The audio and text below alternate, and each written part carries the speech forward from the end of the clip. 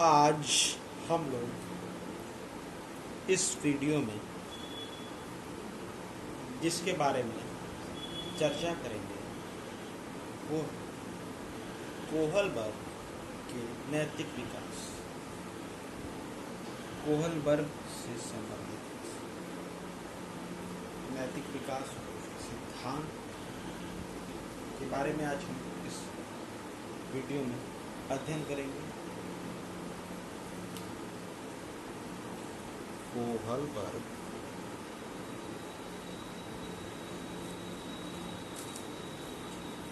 नैतिक विकास का सिद्धांत, मॉरल डेवलपमेंट,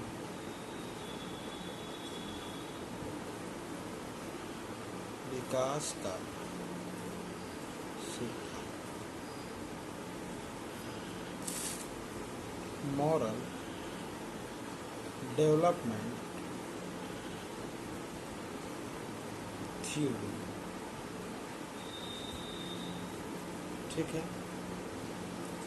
इसमें सबसे पहला ही क्वेश्चन ये पूछ दिया जाएगा,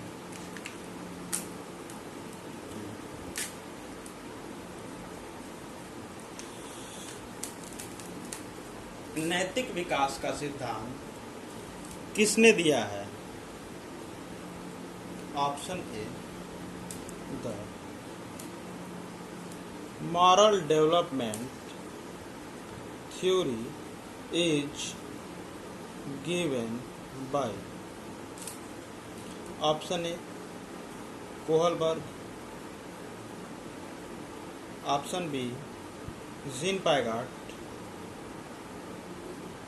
option C, Vygotsky,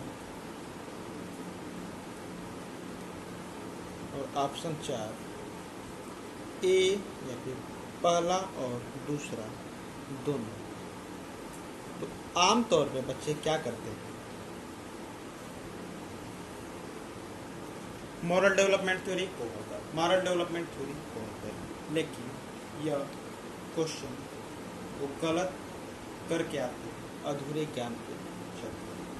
पूर्ण ज्ञान के अभाव में इस प्रश्न का सही उत्तर नहीं दे पाता और इस प्रश्न का सही उत्तर है 4। ठीक है, जीन पियाजे नैतिक विकास के सिद्धांत को जीन पियाजे और कोहलबर्ग दोनों ने दिया है। नैतिक विकास का सिद्धांत mostly we have to read about Kohlberg, but this theory is given by Kohlberg and Jean Piaget both. Understand? Okay.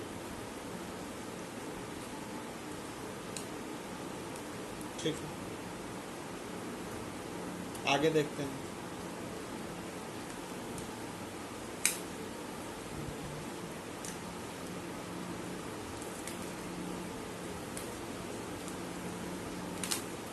अब नैतिक विकास होता क्या है?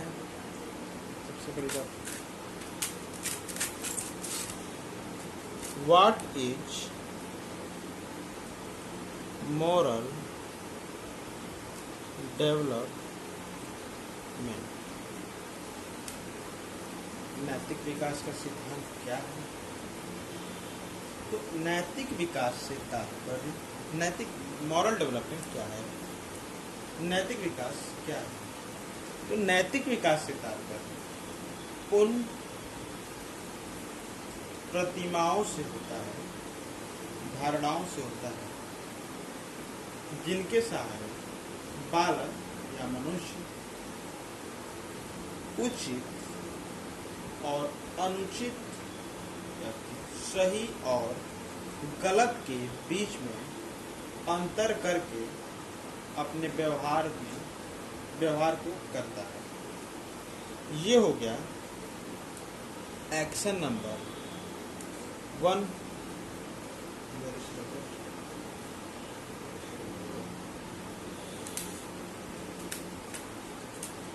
ये हो गया बालक,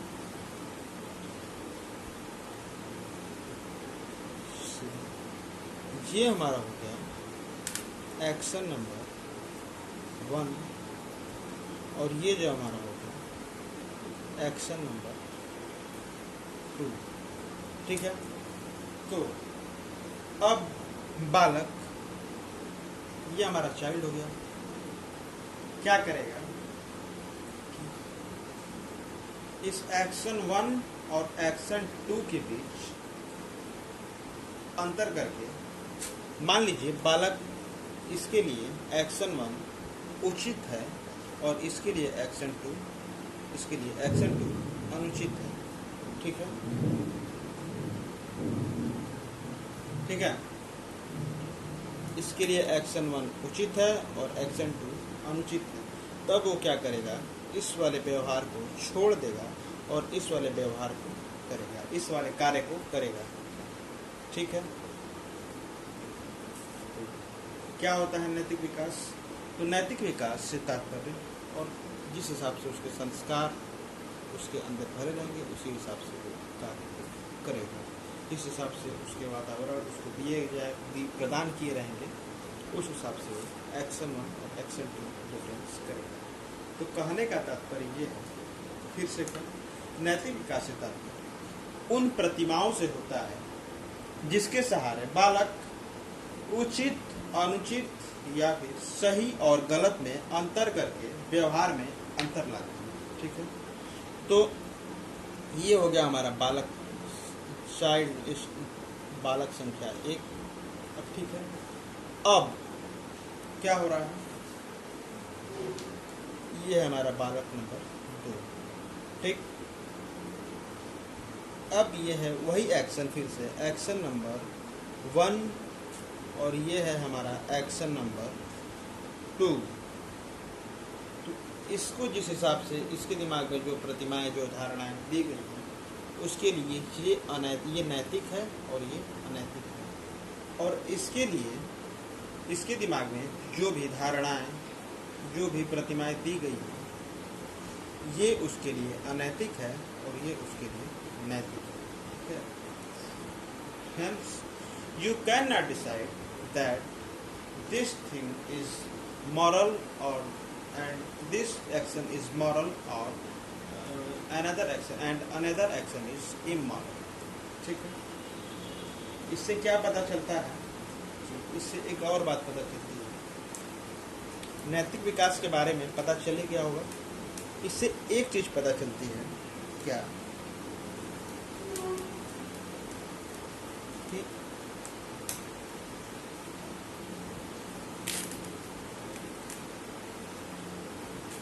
ये जो नैतिक विकास है, नैतिक विकास है, बालक 1 के लिए ये वाला नैतिक विकास सही था, बालक 2 के लिए ये वाला एक्शन 1 नैतिक विकास नैतिकता थी, बालक 2 के लिए एक्शन 2 नैतिकता थी। तो इससे क्या मिलता है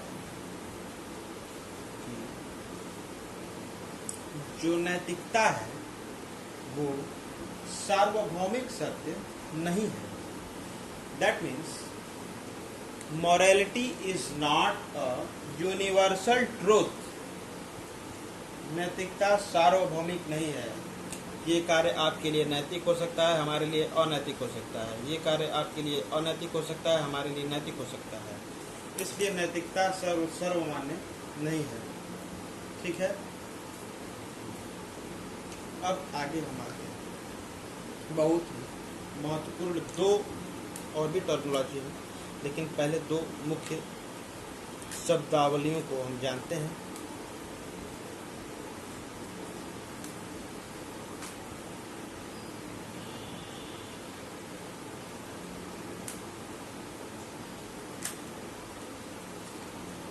पहले मुख्य 2 शब्दावलियों को जानते हैं।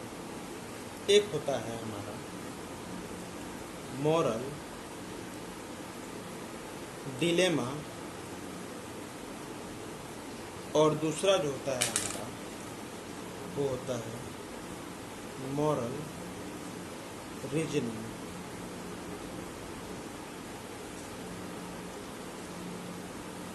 ठीक है,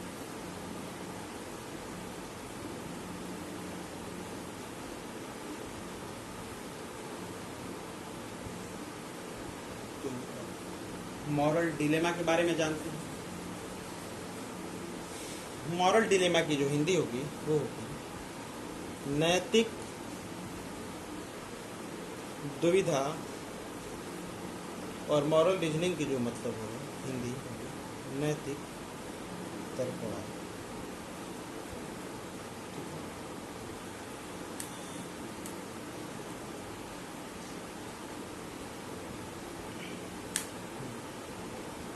तो मॉरल डिलेमा क्या होता है?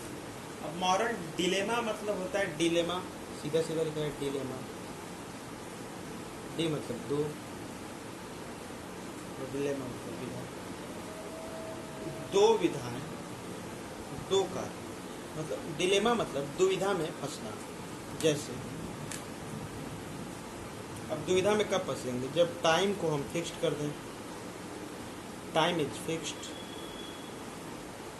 at the same time you are in that situation when you have to choose action 1 or action 2, ठीक है।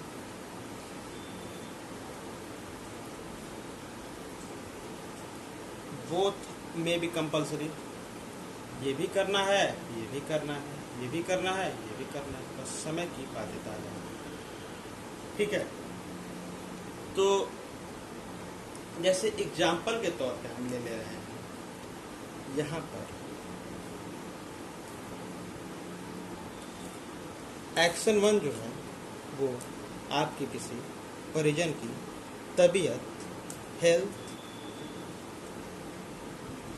इज टू सीरियस,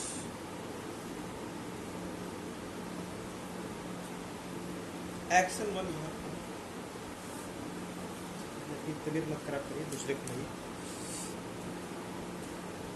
आपके सामने रास्ते में किसी का एक्सीडेंट हो गया है, तो आप यहाँ पे और he needs primary treatment, okay, मतलब आप उसको अस्पताल ले जा करके पहुँचा दीजिए, सीधा सीधा कहने का तात्पर्य है। और दूसरा जो है उसी समय पर आपके नौकरी के लिए अंतिम इंटरव्यू होने वाला है। तो यहाँ पे समस्या ये है कि समय तो फिक्स हो गया, अब हम जा रहे थे, मन खुश था, सब कुछ निकला हुआ है, बस इंटरव्यू देना है। अब रास्ते में हो गया एक्सीडेंट, अब यहाँ पे हम फंस गए दुविधा में, ठीक है। इस कार्य को करें, इस कार्य को करें, इसको करें, इसको करें, इसको करें, ये भी कंपलसरी है। और इस आदमी की जान बचाना भी कंपलसरी है। अब यहाँ पे हम फंस चुके हैं डिलेमा में,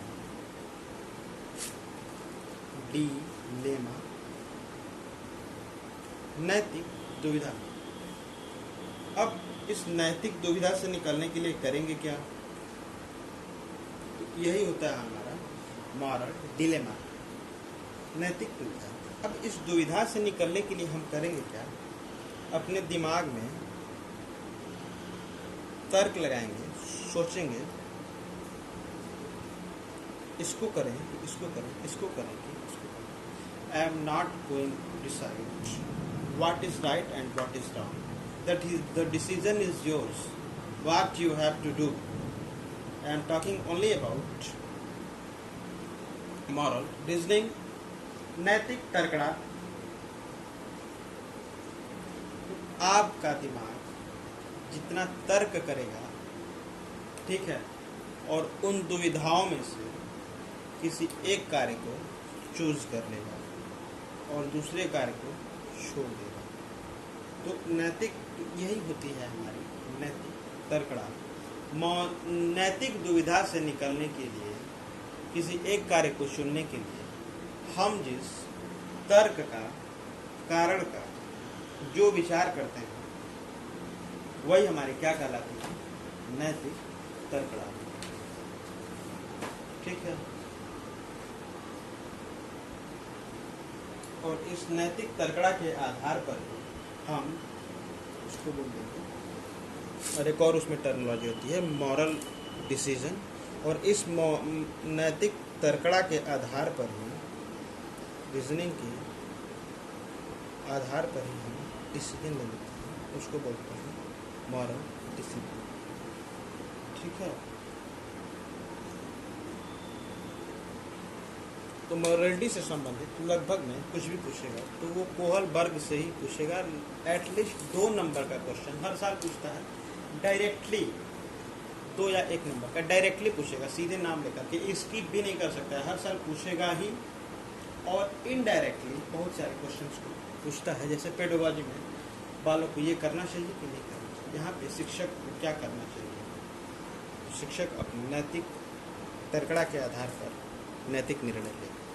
तो क्या क्या हम देखें, पहले मॉरल डिलेमा में फंसे, मॉरल डिलेमा के फंसने पर हम मॉरल रीजनिंग किए। मॉरल रीजनिंग कैसे करेंगे, जैसे हमारी भावना रहेगी, और मॉरल रीजनिंग के दौरान हमारी भावना भी प्रधान रहेगी, उसको मॉरल इमोशन बोल सकते हैं, नैतिक भावना। और इस मॉरल रीजनिंग के आधार पर ही हम मॉरल डिसीजन को करेंगे। तो नैतिक दुविधा, नैतिक तर्कड़ा और नैतिक निर्णय। ठीक है, वीडियो ज़्यादा लंबा हो जाएगा, इसलिए हम अगले वीडियो में इसके बारे में और अध्ययन करते हैं।